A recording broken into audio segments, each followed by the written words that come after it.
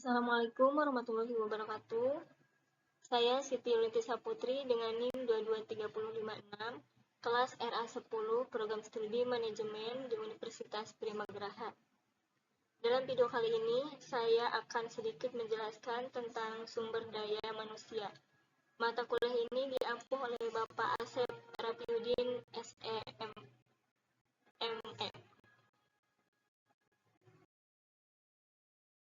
Baik, langsung saja. Di sini ada latar belakang. Manajemen sumber daya manusia (MSDM) merupakan faktor dan harta yang paling sangat penting sebuah perusahaan.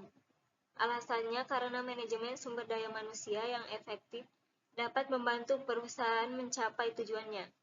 Manajemen sumber daya manusia yang efektif juga dapat meningkatkan kinerja dan produktivitas karyawan, sehingga perusahaan dapat bersaing lebih baik di pasar. Selain itu, manajemen sumber daya manusia yang baik juga dapat membantu meningkatkan kepuasan kerja karyawan, mengurangi turnover, dan meningkatkan loyalitas karyawan terhadap perusahaan. Selanjutnya ada analisis dan perancangan pekerjaan.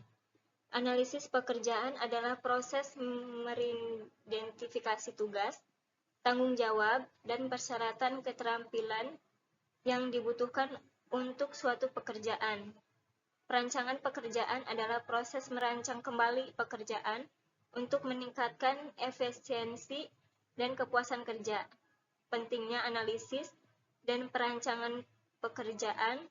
Rekrutmen membantu dalam menyusun deskripsi pekerjaan yang akurat. Evaluasi kinerja menyediakan standar kinerja yang jelas. Pelatihan mengidentifikasi kebutuhan pelatihan karyawan.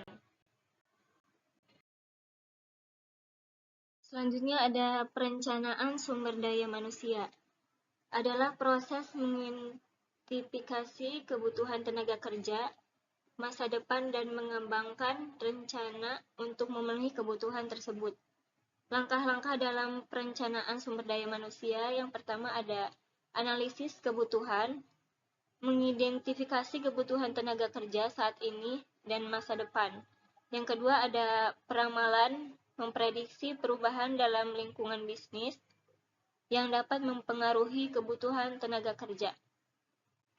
Selanjutnya ada rekrutmen dan seleksi, adalah mencari calon karyawan, sedangkan seleksi adalah proses memilih calon karyawan yang paling sesuai. Teknis seleksi yaitu wawancara, mengukur keterampilan komunikasi dan interpersonal. Yang kedua ada tes biologi, mengukur kepribadian dan minat. Yang ketiga ada tes kemampuan mengukur keterampilan teknis. Selanjutnya ada penempatan dan pemberhentian, adalah proses menempatkan karyawan baru pada posisi yang sesuai dengan keterampilan dan pengalaman mereka. Pemberhentian adalah proses mengakhiri hubungan kerja dan karyawan. Etika pemberhentian, memberikan pemberitahuan, memberikan waktu yang cukup bagi karyawan untuk mencari pekerjaan baru. Menjelaskan alasan, memberikan penjelasan yang jujur dan sopan tentang alasan pemberhentian. Selanjutnya ada pelatihan dan pengembangan sumber daya manusia. Pelatihan adalah proses memberikan karyawan keterampilan dan pengetahuan yang dibutuhkan untuk melakukan pekerjaan mereka secara efektif. Pengembangan adalah proses membantu karyawan menghafal potensi penuh mereka. Metode pelatihan yaitu ada on the job training, pelatihan di tempat kerja, ada off the job training, pelatihan di luar tempat kerja. Berikutnya ada pengembangan karir. Pengembangan karir adalah proses membantu karyawan merencanakan dan mencapai tujuan karir mereka. Cara mendukung perkembangan karir yaitu mentoring, memasangkan karyawan dengan mentor yang berpengalaman. Yang kedua ada closing, memberikan bimbingan dan dukungan kepada karyawan. Ada sumber referensi, yang pertama dari buku teks, yang kedua artikel jurnal, yang ketiga sumber online. Selanjutnya ada kesimpulan. Sebagai penutup presentasi tentang manajemen sumber daya manusia, penting untuk diingat bahwa pengelolaan sumber daya manusia yang efektif tidak hanya meningkatkan produktivitas, tetapi juga menciptakan lingkungan kerja yang harmonis dan kondusif.